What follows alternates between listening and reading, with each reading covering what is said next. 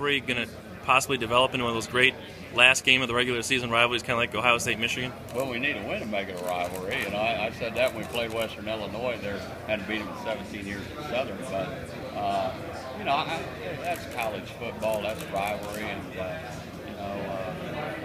hopefully our kids, you don't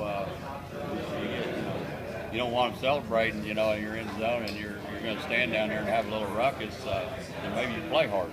And I think our kids, I think they're excited about the whole season because I think, you know, having the success they had last year, they understand, you know, that's a 1 year. You got to earn your respect. And so, again, if we can take care of our rival games, which is not easy to do because of the nature of the program, we'll be in the thick of the race. I really believe that. Those are two critical games every year, and certainly in the Big Ten. I think those schools would say the same thing. Well, and you sit here right now laying in the weeds based on what people are expecting, but that game at the end could be a real big one. Yeah, you know, I don't think anybody expected this last year to be where we're at.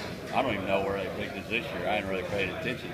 Is that because that's kind of been, through our coaching career, it's pretty much how it's been. But you just never know what happens. And again, we were the last two games of the year. We were in the mix of it. I'm not saying we had a chance to win it, but we were in the mix of it at that time. And we played Wisconsin very hard, and we played Michigan State very good. We just couldn't get the ball in. When we got in the red zone, offensively we've been a little better. I mean, things might have changed, but that's where we got to get better, and that's where our focus has been. I think it was a year ago here you said that Novembers are pretty temperate in Minnesota, and that game against Wisconsin was, what, about 20 below?